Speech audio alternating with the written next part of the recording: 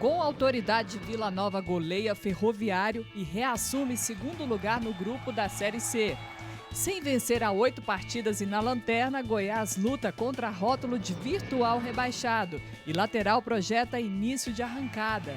Atlético esquece derrota para o Palmeiras no Brasileirão e mira confronto de amanhã contra o Internacional pela Copa do Brasil. As informações das oitavas de final da Copa do Brasil e da Liga dos Campeões da Europa. Goianos se preparam para a competição nacional de atletismo. É agora no TBC Esporte.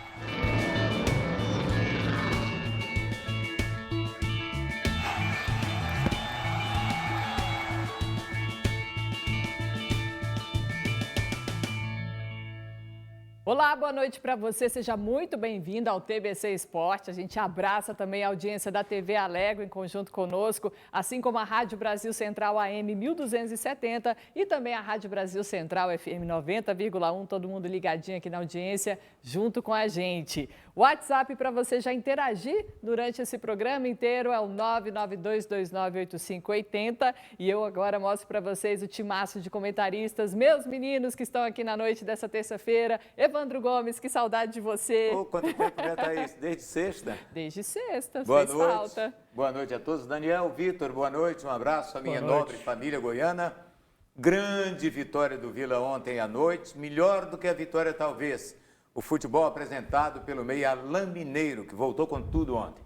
É verdade. Vitor Monteiro, você veio de rosa em homenagem ao Outubro Rosa. Boa noite. Exatamente. Boa noite, Thaís Freitas, Daniel Santana, Evandro Gomes. Ótima noite em especial para você que nos acompanha em mais uma edição aqui do TBC Esporte. E Thaís, como saudação inicial, desejar um feliz aniversário para uma pessoa muito bacana, muito querida, que é o Charlie Pereira, o incansável coordenador de esportes da Rádio Sagres 730, está aniversariando hoje. Charlie, que é um grande exemplo, tanto quanto profissional, quanto como pessoa, uma pessoa da melhor qualidade, um incansável Charlie Pereira. Forte abraço, desejo de muita saúde, ainda mais sucesso e um feliz aniversário para ele. Parabéns, Charlie. Nossos cumprimentos aqui de toda a equipe, muita saúde para você. Boa noite, Daniel Santana. Boa noite, Thaís, Evandro, Vitor, amigos de casa. Estou um pouco chateado porque nos créditos ali, ó, na hora das manchetes do programa, não entrou que eu acertei o placar ontem, 3-0. Ah, verdade. Travei o placar do Tigrão, merecia ter mais reconhecimento nessa equipe. É algo tão raro, né, que tem que ganhar destaque. Acho que foi o primeiro que eu acertei, desde que eu voltei. Você acertou no erro do árbitro.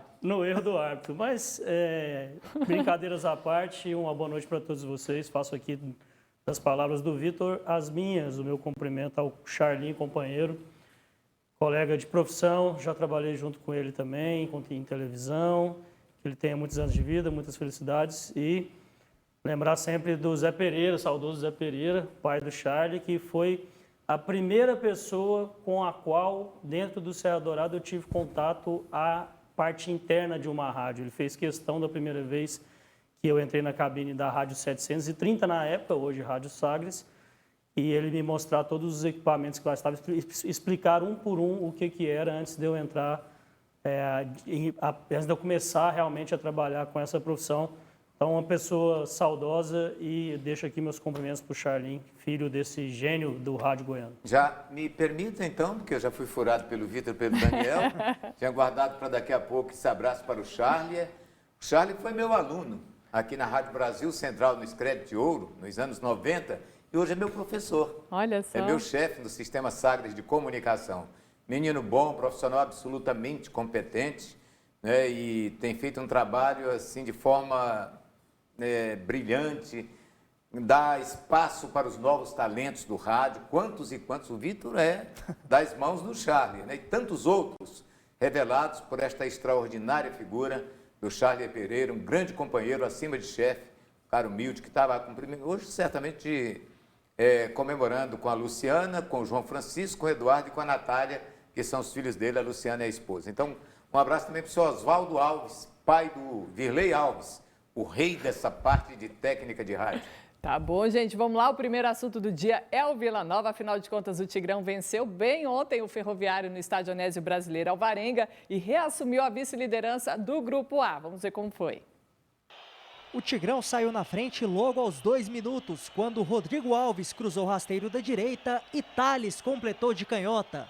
1-0 para o Vila. Em finalização de fora da área de Rodrigo Alves, Genivaldo defendeu sem rebote. O goleiro cearense fez boa defesa quando Thales completou cobrança de falta ensaiada de Celcinho. Aos 19, Dudu deixou Enan na cara do gol, mas o camisa 9 bateu por cima do travessão. Que chance perdida! A primeira chegada do Ferroviário foi em chute rasteiro, fraco, de Siloé. Fabrício pegou sem dificuldades. Aos 27, Alain Mineiro fintou para entrar na área e bater cruzado. A defesa afastou e, na sobra, Enan chutou no alto e Genivaldo espalmou. No último lance do primeiro tempo, Celcinho cobrou o escanteio da direita, Rafael Donato concluiu de canhota no travessão e, no rebote, Adalberto balançou as redes. Vila Nova 2-0. No início do segundo tempo, Mário Henrique cobrou falta, a bola passou pelo goleiro, Alain Mineiro dominou na coxa e completou para o gol. Porém, o árbitro anulou o lance, indicando toque no braço do meia colorado. Kaique fez boa jogada pela direita e finalizou. Genivaldo mandou para escanteio. Na cobrança de Emanuel Biancucci, Adalberto cabeceou para as redes e fechou a conta. Vila Nova 3, Ferroviário 0.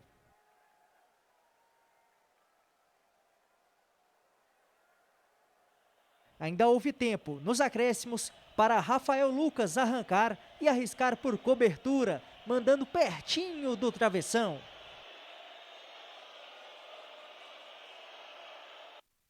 Lembrando que o terceiro gol aí foi do Rafael Donato e não do Adalberto, tá? E após essa partida, o técnico Bolívar comemorou não só a vitória, mas também o desempenho apresentado pela equipe.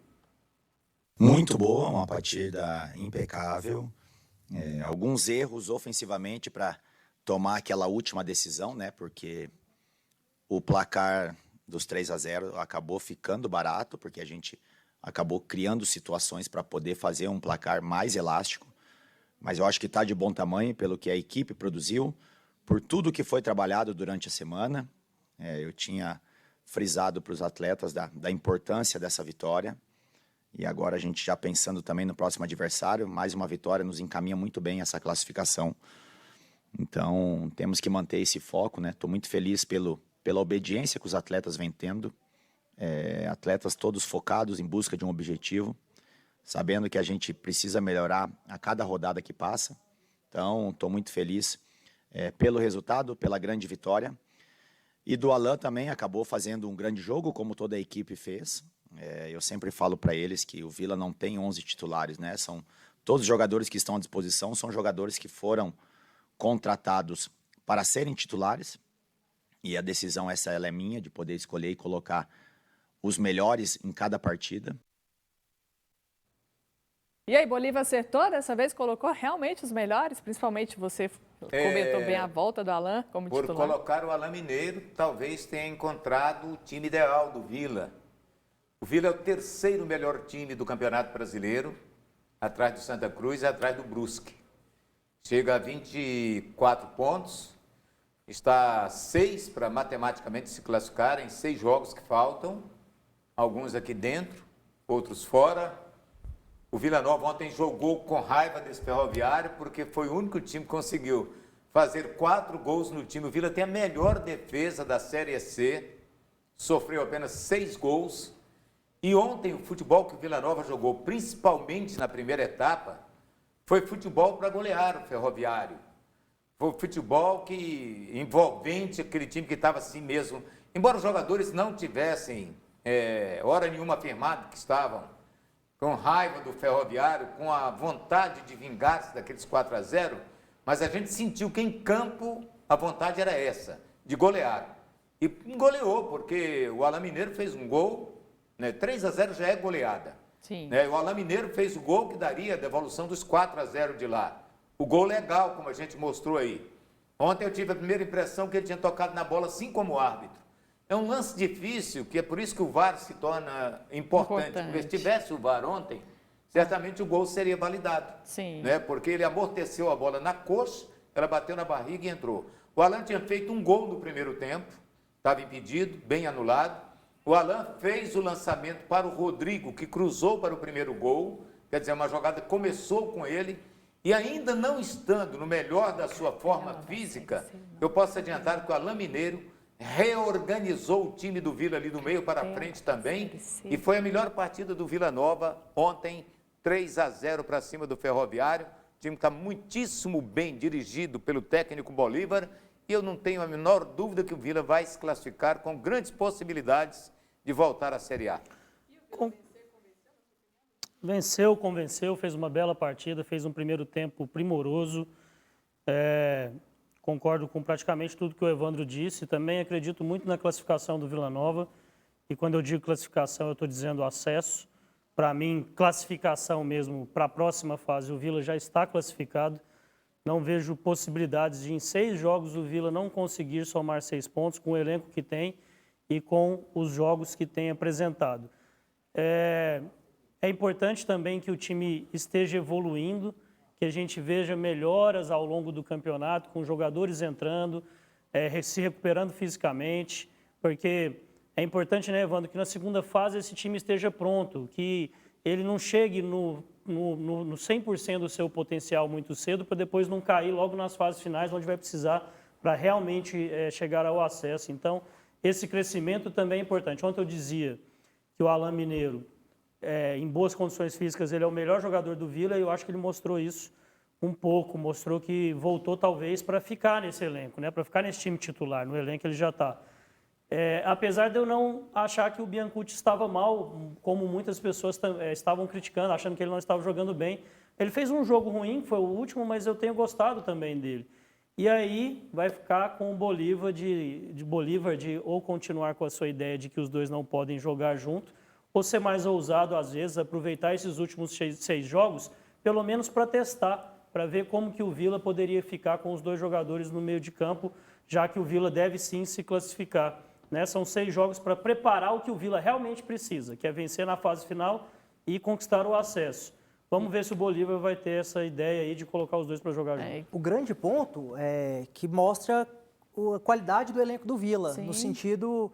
Concordo com o Daniel que o Manuel Biancucci não estava deixando a desejar, só que se ele estava apresentando futebol nota 5, futebol regular, inclusive nos últimos jogos, não se destacou, o Alan ontem entrou jogando um 7,5, então o Vila já teve um ganho técnico, o Alan foi um dos principais jogadores, participou muito, se movimentou bastante, ele não teve chances de finalizar como gosta de fora da área, teve apenas uma no primeiro tempo que acabou chutando o meu mascado, na sequência o Enan perdeu um gol, mas o Vila teve um ganho. Então, por isso se mostrou acertada a modificação do Bolívar e o Biancucci vai ter que produzir mais, vai ter que jogar um futebol de 7,5 para cima para voltar a ser titular no time do Vila.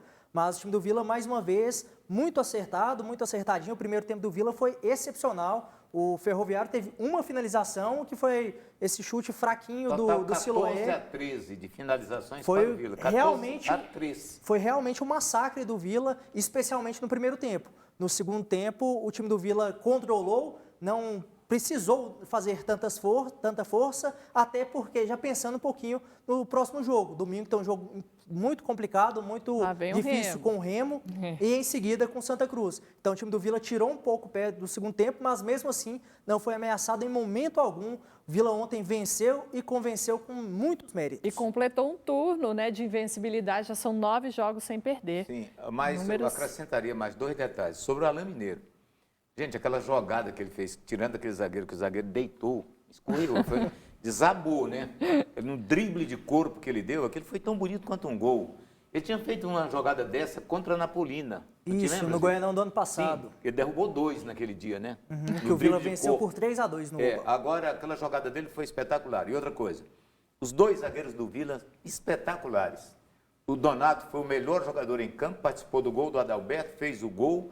Ele é imbatível na bola alta, por baixo também ele está muito bem. 2 zagueiros excepcionais. E o Thales jogou também uma grande partida ontem, lá no Honesto Brasileiro Alvarenga. Engraçado, né? Na semana passada, inclusive, o Thales, na entrevista, falou que não estava ansioso, estava, claro, querendo marcar o gol, desencantar na Série C, porque tinha marcado só no Goianão contra o Goiás na Serrinha, mas eles estava muito tranquilo, porque o elenco do Vila tinha muita confiança do elenco, então ele conseguiu fazer o gol logo após dar a entrevista falando sobre E a gente isso. falando daqui dessa defesa do Vila que tem se destacado tanto, a defesa saiu de lá e se destacou no ataque. Então assim, a melhor do brasileiro. surpreendente, 6 gols, com né? certeza. Ninguém sofreu tão poucos gols Quanto como o Vila. Vila Nova, né? Que Acho que das 3 séries, né? Das 3 séries. Na Série C é a melhor defesa.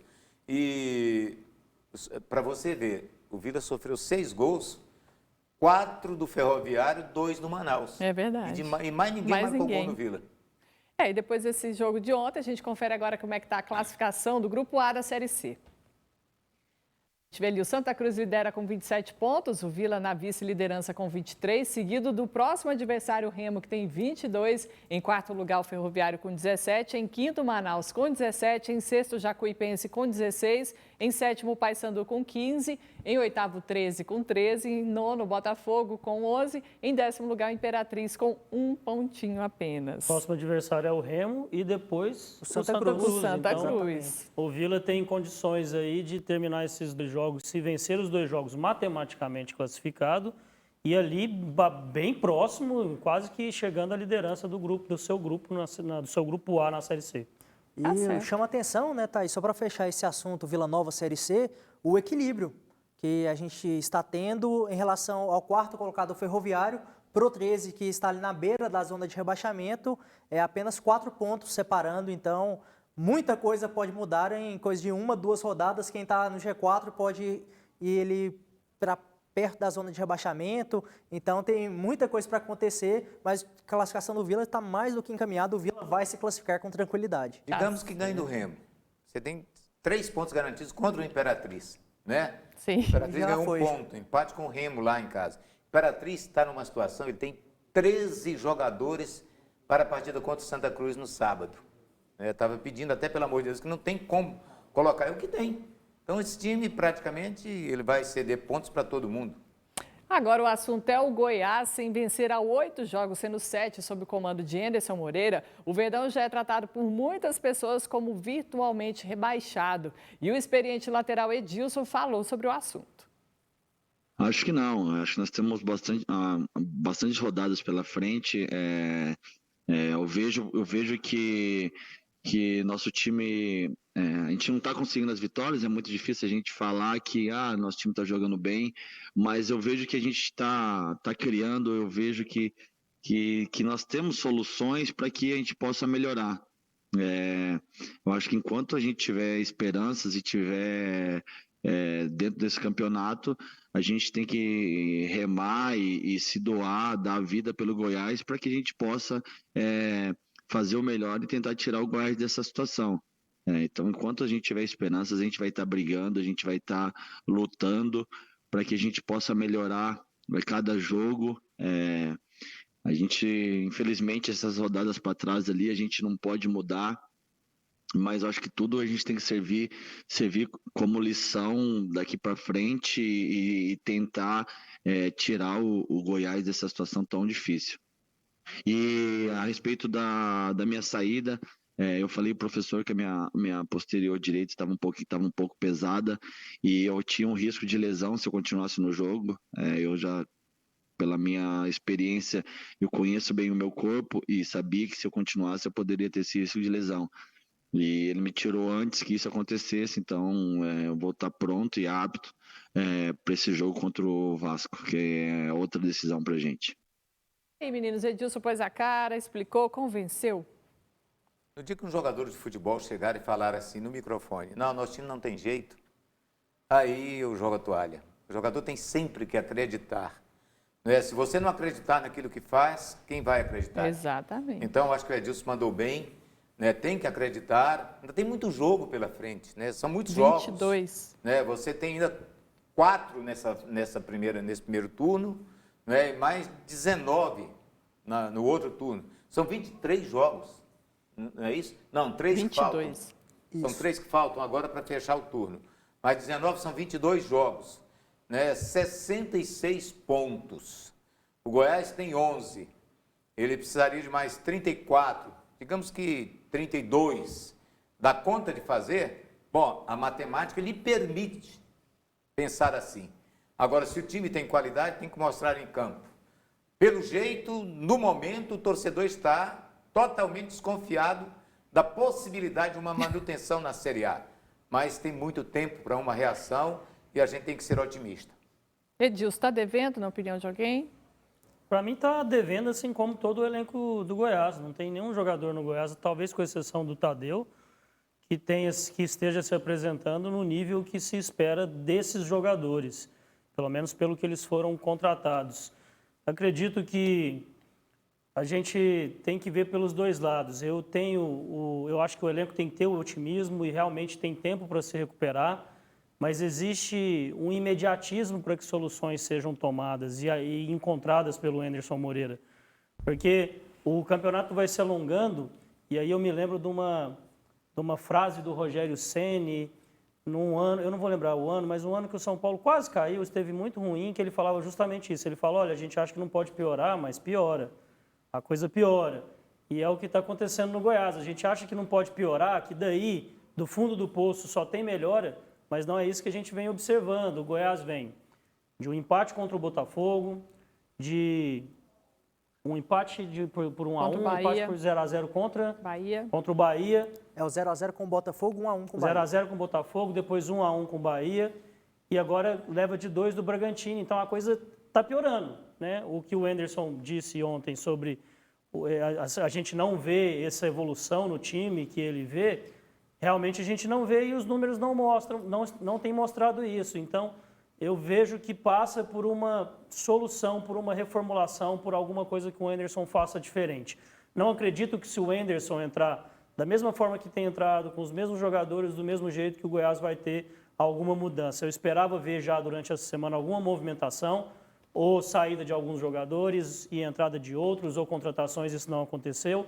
E para mim passa por isso, passa por uma cisão mesmo de mudar esse elenco, senão o Goiás não escapa, na minha opinião. A gente teve a contratação do zagueiro Chico, de 33 anos, veio do futebol da Turquia, ele é ex-Atlético Paranaense, Coritiba, Palmeiras. O que vocês acharam desse nome no elenco? O Goiás precisava, né, de um zagueiro mais experiente desde a saída do Rafael Vaz, tanto que o Goiás, para completar a parte defensiva, trouxe de volta o Iago Mendonça, que estava emprestado à Aparecidense, mas não é solução. É um jovem, o Iago Mendonça, já tem o Heron muito jovem, eles não são os zagueiros para resolverem a situação defensiva do Goiás na Série A. O Goiás precisa de um jogador que chegue e acrescente em relação ao time que vem jogando.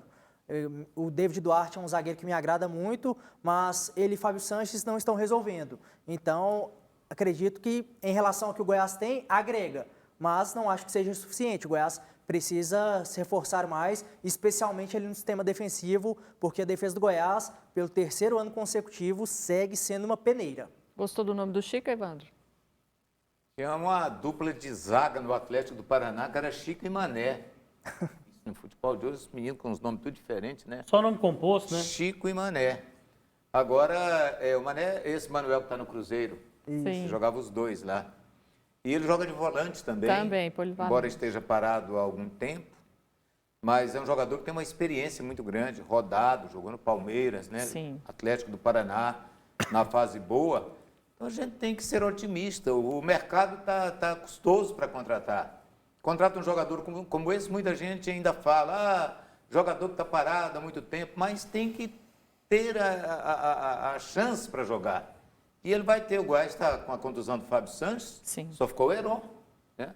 Então o Heron já entrou naquele dia, naquela falta de sorte dele ali, infelicidade com o Tadeu, tomou aquele gol que acho que foi fatal para a derrota do Goiás naquele momento do jogo. Agora a semana cheia para trabalhar antes da partida contra o Vasco no domingo, 8h30, no estádio Alê Pinheiro. O que pode esperar de diferente dessa equipe, gente? Eu já disse, né, que para mim, esperar, eu só vou ver mudanças quando o Anderson mudar realmente o time. Eu vou acreditar nessas mudanças.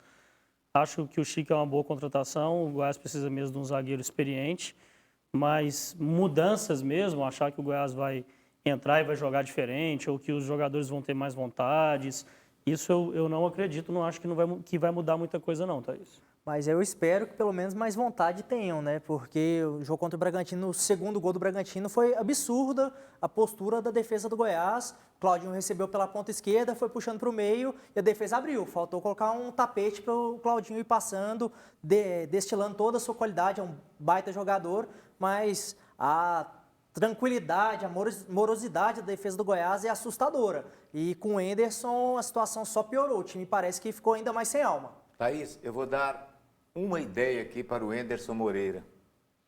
Pega o VT do jogo lá, do São Bento de Sorocaba contra o Criciúma ontem pela Série B.